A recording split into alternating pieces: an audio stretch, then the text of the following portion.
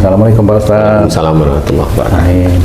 Dan saya juga ditemani oleh saudara saya nih, Bang J. Assalamualaikum. Waalaikumsalam warahmatullahi. Alhamdulillah kita ketemu lagi. Alhamdulillah. Para sedulur beriman dimanapun berada, Pak Ustadz dan Bang J, tema kita kali ini tentang sakit di tumit. Jadi sakit yang terasa menusuk seperti itu. Tumit tuh di pangkal telapak kaki itu ya? Nah, iya yang paling belakang itu. Saya punya pengalaman tuh. Apa itu? Temen saya namanya Ani tuh. Dia itu sakit udah lama lah sakit. Akhirnya nggak tahan dia ke dokter. Sakit di daerah tumit itu? Iya, tumitnya terasa tusuk kayak ada paku-paku gitu. Iya. Dia ke dokter karena udah lama nggak tahan sakit, ke dokter. Dokternya malah sakit ini juga. Nah, gimana sih itu? Kalau dokter sakit berobat kemana itu ya? Nggak ada obatnya. Terus gimana itu? Lanjut dulu Pak. Oke. Jadi jika seseorang yang sakit di tumit itu Pak Ustadz terasa tertusuk, ya barangkali juga seperti temannya Bang J ya. Itu disebabkan karena apa ya Pak Ustadz? Ya. Bismillahirrahmanirrahim. Assalamualaikum warahmatullahi wabarakatuh. Waalaikumsalam warahmatullahi wabarakatuh. Amin ya rabbal alamin. Jadi sebenarnya tumit sakit ini ada beberapa keadaan ya. Bisa sakit ya, semuanya namanya sakit di tumit, tapi ada beberapa keadaan penyebabnya. Yang nomor satu adalah sakit yang beneran sakit. Semua sakit, tapi ini yang nomor satu sakit beneran ya. Jadi Emang ada sakit bohongan? enggak, maksudnya pagi ya sakit, siang ya sakit, sore ya sakit, malam hari sakit, itu sakit terus-terusan. Mengganggu aktivitas, Ya, kira gitu Pak. ya. Itu insya Allah biasanya tumit itu kan sebenarnya kalau jalan itu kan kayak untuk menjadikan sesuatu kalau kita injak itu yakin gitu loh. Kita injak itu yakin, apa namanya? Kalau yang di bagian kaki bagian depan itu kalau kita nginjak itu kan kurang yakin aja. Jinjit itu ya, kayak orang jinjit. Kurang mantap kurang lah mantap istilahnya. ya. Jadi kalau tumit itu yakin. Nah, insya Allah itu analogi saya itu dulu adalah seorang itu yang tumitnya sakit setiap saatnya. Insya Allah dia punya karakter kalau marah itu jengkelnya nggak ketulungan, maksudnya masih aja. Kalau orang itu kayak dendam kepada seseorang, Ditahan tapi kan nggak keluar gitu kan? nggak harus ditahan, tapi dia itu marahnya itu ada terus gitu loh. Jadi umumnya Haji itu lagi marah sama saya beneran gitu ya. Ketemu kan marah pasti ya. Kemudian nggak ketemu ya nggak, tapi Haji tetap kalau mau diingetin, umumnya Tung itu ngingetin, inget nggak sama Pak Ustadz? Langsung marah lagi gitu loh. Ingat marahnya itu ya. Ingat terhadap itu langsung marahnya keluar. Nah, insya Allah tipikal orang yang seperti itu sering tumitnya sakit. Sering tumitnya sakit kalau orang pintar itu orang sekolah maksudnya, itu biasanya bicara bahwa ini tulangnya nonjol gitu, tulang kakinya tumbuh gitu. Itu jengkel di keluarga apa di kerjaan?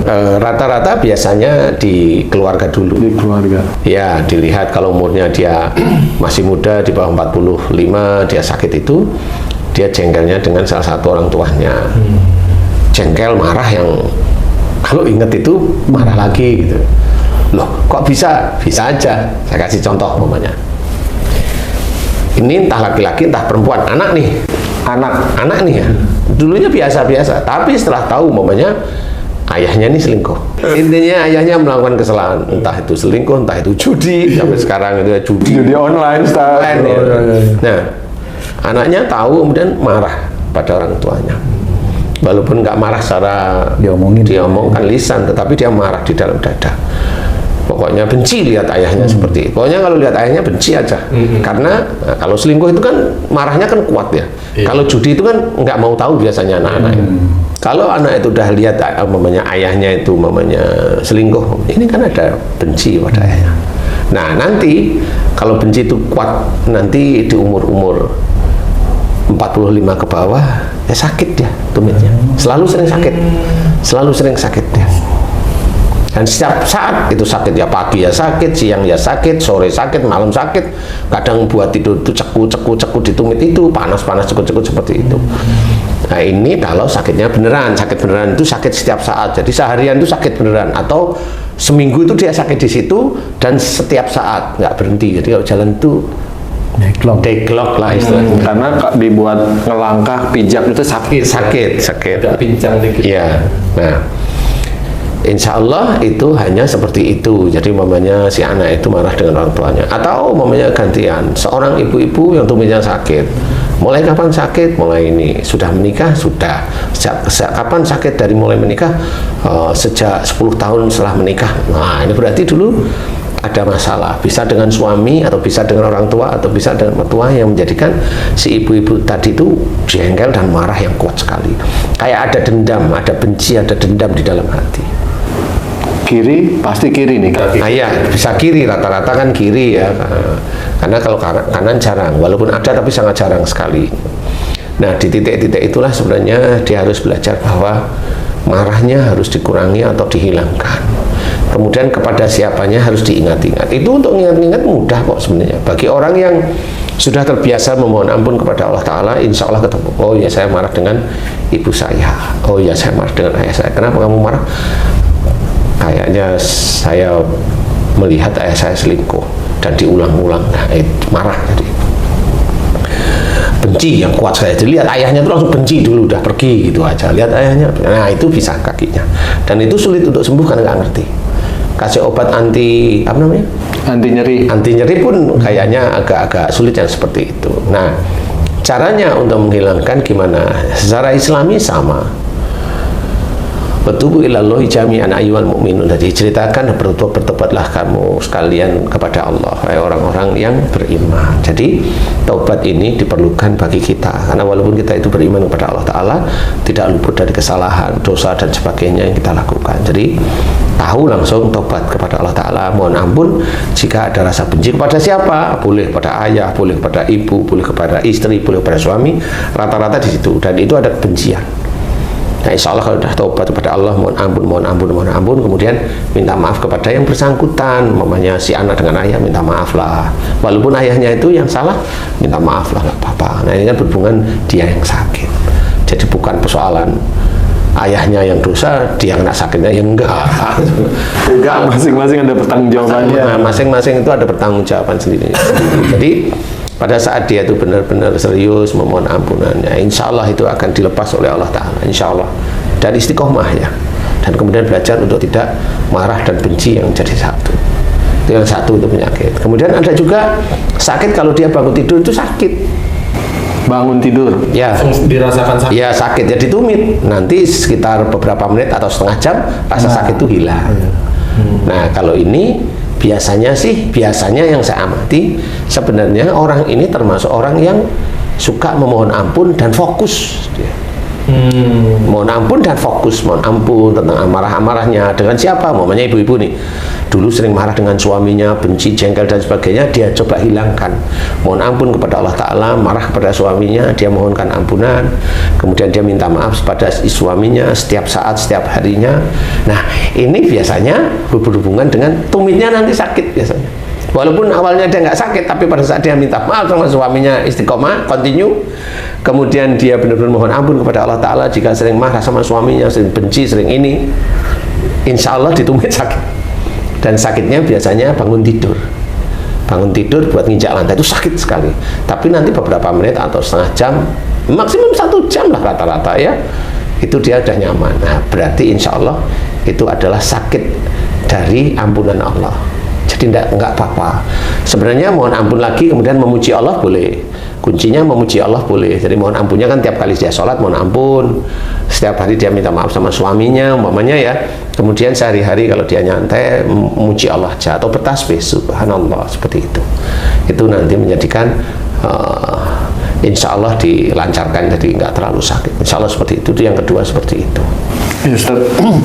Ustaz jelasin secara global tentang bagaimana orang yang marah ke pasangannya tuh, sehingga mendendam sehingga ininya sakit, tumitnya sakit. Nah, kan kalau dirinci lagi ada kasus seperti ini, Ustaz.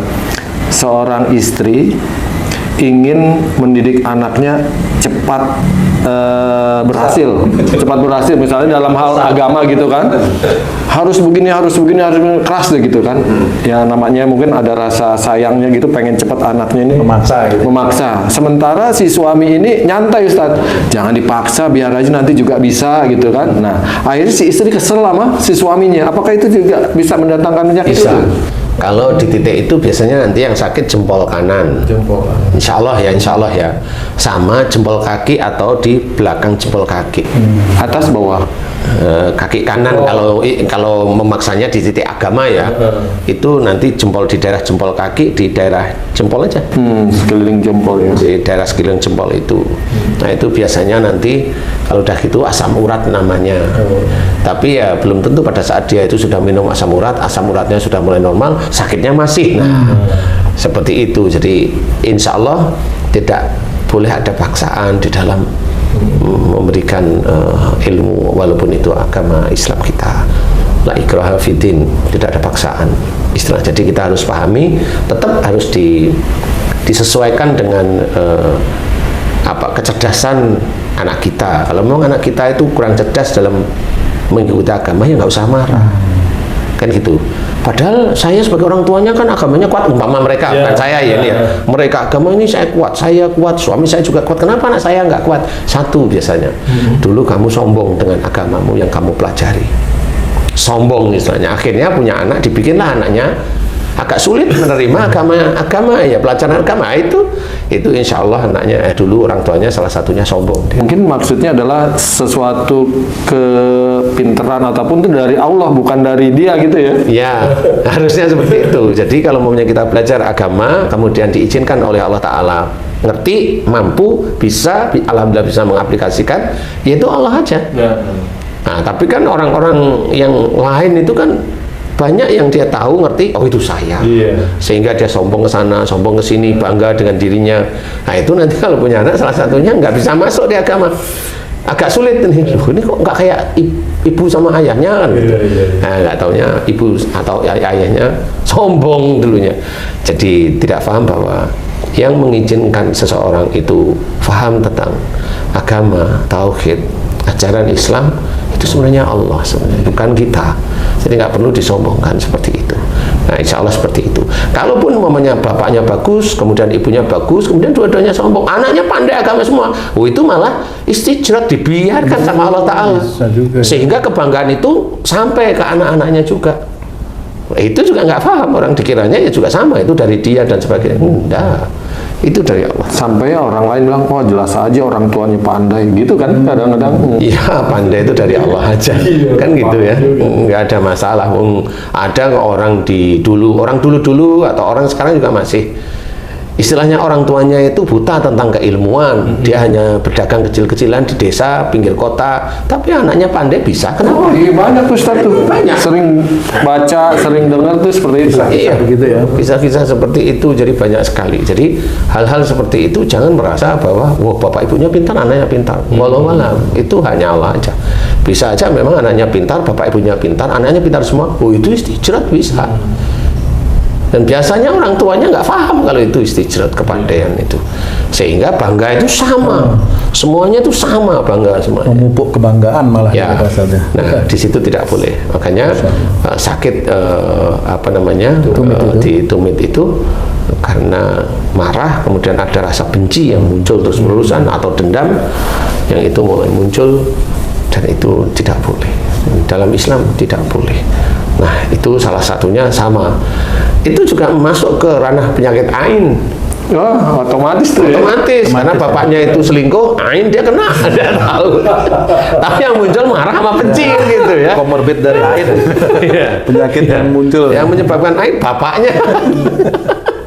Jadi yang seperti itu, insya Allah jadi belajar yang baik. Kemudian kalau ada kesalahan, kekurangan ya dimaafkan. Kemudian kita sendiri belajar untuk tidak emosional ya, jangan marah. Bagimu surga itu benar-benar harus belajar, bukan hanya cuma tekstual hafal aja, enggak, buktiin, praktekkan.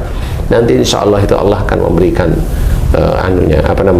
hidayahnya kepada kita, sehingga kalau paham udah dipraktekkan ya nanti Allah akan memberikan rahmatnya. Di luar hidayah Allah akan memberikan rahmat, sehingga yang sakit insya Allah diberi kesembuhan hanya dengan mohon ampun, Tidak makan ini, enggak berani ngomong, oh itu sakit itu dikasih ini pasti sembuh, enggak boleh. Walaupun ini orang muslim, dia bilang pasti sembuh, enggak boleh. Sudah syirik ya. Itu sudah syirik sebenarnya, tidak boleh. Kesembuhan itu milik Allah Ta'ala. Dan juga kalau mamanya bilang dikasih ini insya Allah sembuh, juga tidak boleh, karena dia bilang insya Allah di sini sebenarnya penekanannya adalah pasti. Tapi kalau dia jawab kalau sakit ini dikasih ini mudah-mudahan, itu masih boleh, itu berharap masalahnya. Kan seperti itu. Jadi tidak boleh sebagai seorang muslim itu seperti itu, tidak boleh. Kamu sakit ini, kamu ke Penang pasti sembuh, itu tidak boleh seperti itu. Kamu ke Singapura pasti sembuh, nggak boleh. Nah, insya Allah harusnya belajar seperti itu agar tidak dendam, tidak benci terhadap seseorang. Kalau tidak menginginkan bangun tidur dan setiap hari tumitnya sakit. Mudah-mudahan ini manfaat bagi kita semuanya, insya Allah. Wallahu a'lam. Alhamdulillah, terima kasih banyak Pak Ustadz penjelasannya. Nanti tanya tuh temennya sih. Para pemirsa dan sahabat beriman dimanapun berada, demikian tadi penjelasan dari guru kita Pak Ustadz Danu tentang sakit di daerah tumit. Mudah-mudahan juga nih temannya Bang J dengerin ya, bisa mohon ampun nanti.